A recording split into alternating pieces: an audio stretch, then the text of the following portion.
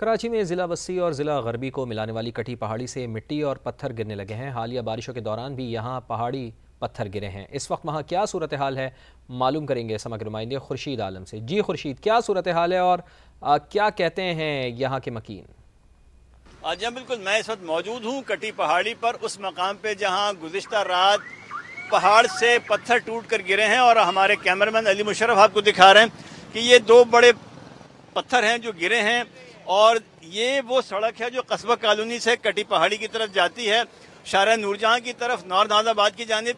इसके 3 ट्रैक हैं, जिसमें से एक ट्रैक बमुश्किल खुला हुआ है ट्रैफिक के लिए, 2 ट्रैक बंद हो चुके हैं। ये पूरी कीचड़ और दलदल है, जबकि जो दूसरा हिस्सा है उस पर भी मिट्टी के तूदे गिरे हुए हैं, कीचड़ गिरी हुई है, जिसकी वजह से यहाँ पर खासा खौफ व हिरास पाया जाता है। इससे पहले भी यहाँ पर मुतादिद वाक़यात हो चुके हैं, कुछ लोगों के पूरे पूरे कमरे टूट कर गिरे हैं, लेकिन इसके बावजूद अब तक यहाँ पर ऐसा कोई हिफाजती इंतज़ाम नज़र नहीं आया। लोगों का यही कहना है कि हर बरसात उनके लिए कोई ना कोई परेशानी ज़रूर लेकर आती है। जी, तूफ़ानी बारिशों के बाद कराची वालों की मुश्किलात बरकरार हैं। के इलेक्ट्रिक कराची के कई इलाकों में बिजली बहाल करने में अब तक नाकाम। शहर के मुख्तलिफ इलाकों में बिजली की बंदिश को 30 से 60 घंटे गुजर चुके हैं। मजीद बताएंगे नुमाइंदा समा रिजवान आलम। आज जी बिल्कुल देखें, के इलेक्ट्रिक बिजली की फराहमी में नाकामी के नए रिकॉर्ड बना रही है। बारिश ने के इलेक्ट्रिक के पोसीदा निज़ाम की कलई खोल कर रख दी है। कराची में बाज़ इलाके ऐसे भी हैं जहां 30 घंटे बाद भी बिजली से वो महरूम है। बारिश के बाद उन इलाकों में साइंटिस्ट कॉलोनी स्कीम 33 की, जिसमें 60 घंटे से बिजली नहीं है। इसके साथ ब्लॉक एच नॉर्थ नाजाबाद का, जहां 48 घंटे से बिजली नहीं है। PSHS ब्लॉक 6 जहां 48 घंटे से बिजली नहीं है। उर्दू बाजार का इलाका और अतराफ के इलाके जहां 30 घंटे से बिजली नहीं है। खारादर, लियारी, गोलीमार, सरजानी, लियाकताबाद और मुतादिद ऐसे इलाके जहाँ जो कराची के जो है मदाफात में है, वहाँ भी बिजली जो है वो 36 घंटे से नहीं है। लोग बहुत परेशान है बिजली को लेकर। 118 पर कॉल सेंटर पर, शिकायत सेंटर पर कॉल की जाए तो वहाँ कोई उठा नहीं रहा है, शहरियों का ऐसा कहना है। तो ये सूरत हाल है सारी इस वक्त शहर की, जबकि के इलेक्ट्रिक का मौक़िफ़ ये है कि उनका बिजली फराहमी का निज़ाम मुस्तहकम है और 2100 में से 1950 फीडर से बिजली की फराहमी जारी है। जी, कराची में उर्दू बाज़ार, जो आम तौर पर नए तालीमी साल के आगाज़ पर ख़रीदारों से भरा रहता है, अब वहाँ जगह जगह बारिश का पानी और कीचड़ नज़र आ रहा है। दुकानों के सामने पानी जमा होने से ताजिर बरादरी शदीद परेशानी का शिकार है। इस वक्त समा के रिपोर्टर फरवा अली उर्दू बाज़ार में मौजूद हैं, उनकी जानिब चलते हैं। इस वक्त हम उर्दू बाज़ार में मौजूद हैं और 2 रोज़ की बारिश ने उर्दू बाज़ार का क्या हाल किया है, मेरे कैमरामैन आपको दिखाएंगे कि दूर तक सिर्फ़ और सिर्फ कीचड़ है, गंदगी है, दुकानें बंद हैं और जो कारोबारी ज़िंदगी है वो मफलूज होकर रह गया है। हमारे साथ जो इधर जिनकी शॉप्स हैं, जो कारोबारी हजरात हैं, उनसे बात करते हैं कि हर बारिश में यहाँ का ये हाल होता है और किसी को शिकायत की है, किस कदर परेशानी का सामना होता है हर बारिश। यहाँ तो हर साल का रोना यही है और हर साल इसी तरह बारिश होती है, इसी तरह बारिश होती है और इसी तरह पानी जमा होता है। और हमेशा की तरह हम 2-3 दिन कारोबार भी बंद रखते हैं, यहाँ पानी भी निकाल रहे होते हैं। अब कहते हैं कि 40 मिलीमीटर क्या नाले और 180 मिलीमीटर हो गई है, तो भाई इसमें कसूर क्या है, किसका है? आपका है। आप 16 साल से गवर्नमेंट कर रहे हैं, कुछ करके दें तो हम लोगों को रिलीफ मिले ना। दुकानें कई रोज़ बंद रहती हैं और जो कारोबार है वो मुतासर होता है। अहम खबर के वफाकी वज़ीर दाखिला मोहसिन नकवी से अमरीका की क़ायम मक़ाम सफ़ीर नेटली बेकर ने मुलाकात की है, जिसमें पाक अमरीका ताल्लुक़ात, इंसदाद दहशतगर्दी, इंसदाद मनशियात के हवाले से इश्तराक कार पर तबादला ख़याल हुआ है। वज़ीर दाखिला ने पायदार आलमी अमन के लिए मुखलिसाना इक़दामात पर अमरीकी सदर की गैर मामूली काविशों को सराहा है। उनका कहना था कि पाक भारत समेत 4 जंगें रुकवा कर अमरीकी सदर ने इंसानियत की खिदमत की है। उम्मीद है कि डोनाल्ड ट्रंप की रूस, यूक्रेन और गज़ा में जंगबंदी की काविशें बारावर साबित होंगी। क़ायम मक़ाम अमरीकी सफ़ीर ने कहा कि पाकिस्तान हमारा अहम दोस्त मुल्क है, पाकिस्तान के साथ ताल्लुक़ात को खुसूसी अहमियत देते हैं। नेटली बेकर ने पाकिस्तान में बारिशों और सैलाबी रेलों से जानी नुकसान पर गहरे दुख और अफसोस का इजहार किया है। वज़ीर आला पंजाब का डेयरी मसनूआत में आलमी शोहरत याफ्ता जापानी कंपनी मोरिनागा के हेडक्वार्टर्स और प्लांट का दौरा। मरियम नवाज़ का कहना था कि मोरिनागा के तजर्बात को पंजाब में डेयरी के शोबे की तरक्की के लिए मॉडल बनाना चाहते हैं। वज़ीर आला पंजाब ने मोरिनागा कंपनी के तहक़ीक़ और तरक्की के शोबों का भी दौरा किया, जहाँ उन्हें तफसीली ब्रीफिंग दी गई। हैवानात के शोबे में जदीद जापानी मशीनरी और तरीक़ाकार के इस्तेमाल, सेहतमंद जानवरों की अफजाइश नस्ल के लिए पंजाब हुकूमत से ताउन पर इत्तफाक किया गया। मरीम नवाज़ ने बेकरी मसनूआत और बरामदी मयार के गोश्त की मकामी पैदावार में मनसूबों की पेशकश की गई। वज़ीर आला का कहना था कि फार्मूला मिल्क नौज़ायदा बच्चों की जिस्मानी जहनी नशोनुमा के लिए ज़रूरी है। माँ की हैसियत से बच्चों की निगहदाश्त मेरे लिए अहम है। मोरीनागा की शराकत दारी से ज़राअत और लाइव स्टॉक से वाबस्ता पंजाब की 63% आबादी को फ़ायदा होगा।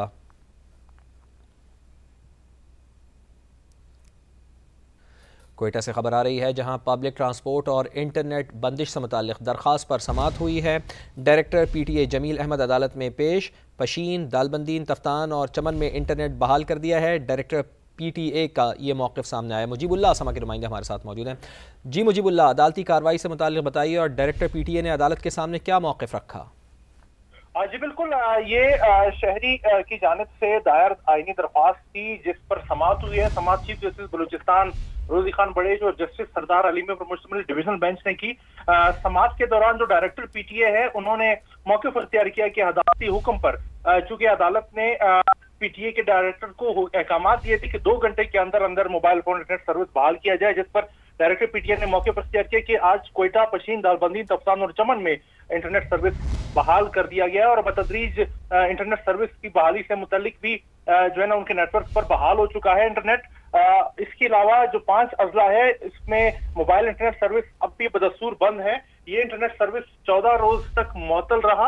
8 अगस्त से आज तक इंटरनेट सर्विस कोयटा में मुअत्तल था, अब बतदरीज बहाल होना शुरू हुआ, जबकि इन 5 अजला के अलावा सूबे के दीगर अजला में अब भी मोबाइल फोन इंटरनेट सर्विस जो है वो सिक्योरिटी खदशात के पेश नजर मुअत्तल है और अदालत ने केस की समाअत, इंटरनेट बंदिश की केस की समाअत 25 अगस्त तक मुलतवी कर दी है। जी बहुत शुक्रिया आपका।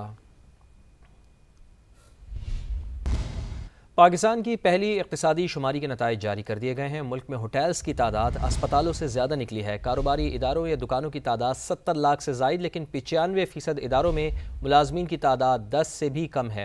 मज़ीद जान लेते हैं, इस्लामाबाद से समग्र नुमाइंदा खुसूसी शकील अहमद हमारे साथ मौजूद हैं। जी शकील साहब, क्या आदाद शुमार सामने आए हैं, तफसीलन आगाह कीजिए। देखिए फवाद, 2023 में ये पाकिस्तान की पहली इक़्तिसादी शुमारी कंडक्ट की गई थी और उसके नताइज अब जारी किए गए हैं और इसमें अहम आदाद शुमार सामने आए हैं। पाकिस्तान में मसाजिद की तादाद जो है वो तालीमी इदारों से ज़्यादा है।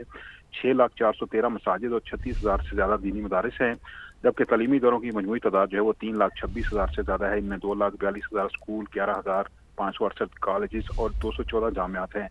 होटल की तादाद अस्पतालों से ज्यादा है, 2,56,000 होटल हैं, 1,19,789 अस्पताल हैं और इसके अलावा 95% कारोबारी इदारों में मुलाजमीन की तादाद जो है वो 10 से कम बताई गई है। पाकिस्तान में मजमूई तौर पर कारोबारी इदारों या दुकानों की तादाद 70 लाख से ज्यादा है। सबसे ज्यादा होलसेल रिटेल सेक्टर में है 29 लाख, इनमें परचून फरोश 27 लाख हैं, होलसेल दुकानें 1,88,000 हैं और इसके अलावा दीगर आदाद शुमार बताए गए हैं इस पहली इक़्तिसादी शुमारी के अंदर। जी बहुत शुक्रिया आपका। नादहिंदगान से बिजली बिलों की वसूली के हुकूमती दावे धरे के धरे रह गए। डिस्कोस के 4,75,000 से जायद नादहिंदगान वसूली की रकम 480 रुपये तक पहुँच गई है। मज़ीद जान लेते हैं, इस्लामाबाद से समग्र नुमाइंदे ज़हीर अली हमारे साथ मौजूद हैं। जी ज़हीर, बताइए। एक तरफ हुकूमत की जानिब से बिजली के बकायाजात में रिकवरी के हवाले से दावे किए जा रहे हैं, जबकि दूसरी जानिब ऑडिटर जनरल ऑफ पाकिस्तान की जानिब से माली साल 2024-25 की जो रिपोर्ट जारी की गई है उसके मुताबिक जो बड़े डिफ़ाल्टर हैं जिनकी तादाद 4,76,000 से ज़ायद है, उनसे 480 अरब रुपए की रिकवरी नहीं की गई, जिसमें जो रनिंग डिफ़ाल्टर हैं जिनके कनेक्शन नहीं काटे गए वो 3,55,000 हैं, जबकि जिनके कनेक्शन काटे गए हैं वो 1,21,000 से ज़ायद हैं और ये बड़ी रकम आउटस्टैंडिंग है, डिस्कोज ने अभी तक रिकवर नहीं की। और दूसरी बात जो ऑडिटर जनरल ऑफ पाकिस्तान की जानिब से इस पर कंसर्न शो किया गया है कि मजमूई जो इस वक्त बैकलॉग है रिकवरीज़ का वो 1189 अरब रुपए से बढ़कर 2,117 अरब रुपए तक पहुंच चुका है, यानी कि 2020 के बाद उसमें 828 अरब रुपए का इजाफा हुआ है जो ऑडिटर जनरल ऑफ पाकिस्तान की रिपोर्ट है उसके मुताबिक। और जो माली साल 2021-22 है उसमें 1189 अरब रुपए रिकवरियों के मद में बकाया जात थे और 2022-23 में ये इसमें 341 अरब रुपए का इजाफा हुआ और 1189 अरब रुपए से बढ़ के ये रकम 1,530 अरब रुपए तक पहुंच पहुंची और 2022-23 में इससे 197 अरब रुपए का इजाफा हुआ और 23-24 में 290 अरब रुपए का इसमें इजाफा हुआ और मजमूई तौर पर ये जो रकम है ये 1189 अरब रुपए से बढ़ के 2017 अरब रुपए से ज़्यादा तजावज़ कर गई है। और ऑडिटर जनरल ऑफ पाकिस्तान की जानिब से ये कहा गया अपनी रिपोर्ट में कि ज़्यादा से ज़्यादा रिकवरीज पे फोकस किया जाए, डिफ़ाल्टर से भी रिकवरीज को यकीनी बनाया जाए और जो बैकलॉग है उसको भी रिकवर करने की कोशिश की जाए। आगे बढ़ते हैं और आपको बताते हैं कि पंजाब में नवीं जमात के बोर्ड इम्तहानात के मायूस कुन नताइज, ख़राब नताइज वाले स्कूल्स के असातिज़ा के ख़िलाफ़ कार्रवाई का फ़ैसला। वज़ीर तालीम पंजाब ने अपनी तहसील के स्कूल से कार्रवाई का आगाज़ करने का फ़ैसला कर लिया है। तो अहम खबर आ रही है, पंजाब में नवी जमात के बोर्ड इम्तहानात के मायूस कुन नताइज सामने आए हैं। ख़राब नताइज वाले स्कूल्स के असातिज़ा के ख़िलाफ़ कार्रवाई का फ़ैसला हुआ है। दानियाल उमर समग्र नुमाइंदे हमारे साथ मौजूद हैं। जी दानियाल, क्या कार्रवाई होगी, वज़ीर तालीम पंजाब की जानिब से बताया गया है? देखिए, पंजाब में नवी जमात के बोर्ड इम्तहान के मायूस कुन नताइज वाले स्कूल के जो असातिज़ा हैं उनके खिलाफ कार्रवाई का फैसला किया गया है। 9वीं और 10वीं जमात के अब तक जो रिजल्ट जिन स्कूल के आए हैं उनकी फहरिस्त कर ली गई है और खराब नताइज वाले स्कूल के असातिज़ा को नौकरियों से बरतरफ करने की ऑप्शन भी ज़ेरे गौर है। इस बारे में वज़ीर तालीम पंजाब नाम से का कहना है कि अपनी तहसील के स्कूल की फहरिस्त। बहुत शुक्रिया आपका दानियाल उमर।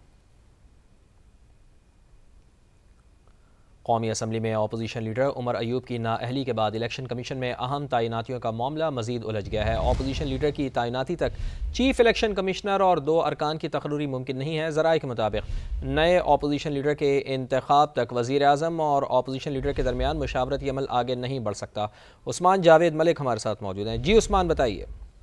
देखिए, कौमी असम्बली में अपोजिशन लीडर उमर अयूब की नाअहली के बाद इलेक्शन कमीशन की अहम तैनातियों पर तात्तुल मजीद संगीन हो गया है। कौमी असम्बली में नए अपोजिशन लीडर की तैनाती तक इलेक्शन कमीशन की अहम तैनातियां नहीं हो सकेंगी। वज़ीर आज़म और साबका अपोजिशन लीडर के दरमियान तैनातियों पर मुशावरती अमल भी शुरू नहीं हुआ था और नए अपोजिशन लीडर की तैनाती तक वज़ीर आज़म और अपोजिशन लीडर में मुशावरत नहीं हो सकेगी। इसके साथ साथ चीफ इलेक्शन कमिश्नर और 2 अरकान की तैनातियों के लिए अपोजिशन लीडर और वज़ीर आज़म में मुशावरत जरूरी है। वज़ीर आज़म और अपोजिशन लीडर में मुशावरत के बाद पार्लिमानी कमेटी को नाम भिजवाए जाएंगे। पार्लिमानी कमेटी का क़याम वज़ीर आज़म और अपोजिशन लीडर की मुशावरत से मुकम्मल होने के बाद होगा और चीफ इलेक्शन कमिश्नर और 2 अरकान की तैनाती पर मुशावरत के लिए वज़ीर आज़म ने खत भी अपोजिशन लीडर को लिखा था। 3 माह हो गए हैं, अपोजिशन लीडर अब तो नाअहल हो चुके हैं, लेकिन उससे कबल उन्होंने उनका जवाब भी नहीं दिया था। बहुत शुक्रिया आपका उस्मान जावेद मलिक। और अभी पेशावर से खबर, जहां कोहिस्तान सरकारी अकाउंट में आपको बताएं कि 36 अरब रुपए से ज़ायद करप्शन का केस है। करप्शन स्कैंडल में मुलविस मजीद 3 मुल्जिमान सामने आ गए हैं। नैब ज़राए ऐसा बताते हैं। सज्जाद हैदर हमारे साथ मौजूद हैं। जी सज्जाद, बताइए, जो 3 नए नाम सामने आए हैं कौन कौन शामिल हैं इसमें? जी बिल्कुल, ये कोहिस्तान करप्शन स्कैंडल है जिसमें सरकारी अकाउंट से 36 अरब रुपए से ज़ायद जो है रकम निकाली गई थी। इसमें 3 मजीद मुल्जिमान है सामने आ गए हैं, जिसमें एक बैंक का कैशियर मुशर्रफ है, जबकि ऑडिटर एजी ऑफिस का आलमजेब मुलाजिम था और कंट्रैक्टर शफीक। इन तीनों मुल्जिमान पर इल्जाम है कि इन्होंने 2 अरब रुपए 3 करोड़ से ज़ायद की ट्रांजैक्शन जो है इनके अकाउंट में की है। मुल्जिमान ने एहतसाब अदालत में जो है पूरी जमानत के लिए दरखास्तें भी दायर कर दी गई है, जबकि नैब की जानिब से एहतसाब अदालत में मुल्जिमान के बैंक अकाउंट का रिकॉर्ड भी जमा करा दिया गया है। मुल्जिमान जो गुज़िश्ता रोज जो है नैब तहकीकाती टीम के सामने पेश हुए। जी बहुत शुक्रिया आपका सज्जाद। कराची में बारिश के बाद जहां मुख्तलिफ इलाकों में पानी जमा है, वहीं कारोबारी सरगर्मियां भी मुअत्तल हैं। दुकानदार कहते हैं कि हर साल यही सूरत हाल होती है, कोई पुरसाने हाल नहीं। हर साल ही होती है, हर साल क्या लोगों को पता है कि यहाँ पर क्या हाल होता है, लेकिन उसके बावजूद भी काम नहीं हो रहा। सन्नाटा पड़ा हुआ है, कल भी बंद करके चले गए, कोई भी नहीं था यहाँ पर, सन्नाटा पड़ा हुआ था कल भी यहाँ पर सारा कुछ। ये एक्सपेक्टेड बारिश थी, कोई ये नहीं है कि अचानक हो गई हो ये बारिश। उसके बावजूद हर साल की तरह कोई इंतज़ाम नहीं था। अब ये जो हालत हो चुकी है, ये तकरीबन हफ्ता 10 दिन यहाँ पर लग जाएंगे अगर मज़ीद बारिश नहीं हुई तो। कीचड़ जम गया था, अभी हम लोगों ने निकाला है।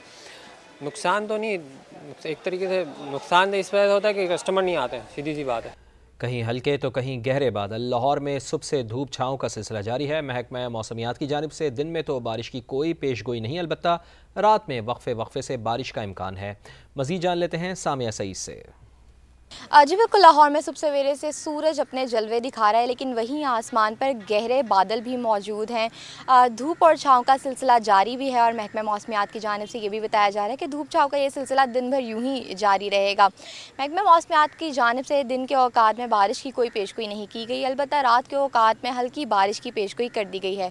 मानसून का हालिया 7वां स्पेल 23 अगस्त तक जारी रहेगा, जिसमें लाहौर के बेशतर इलाकों में कहीं हल्की और कहीं तेज़ बारिशें मुतवक्का हैं।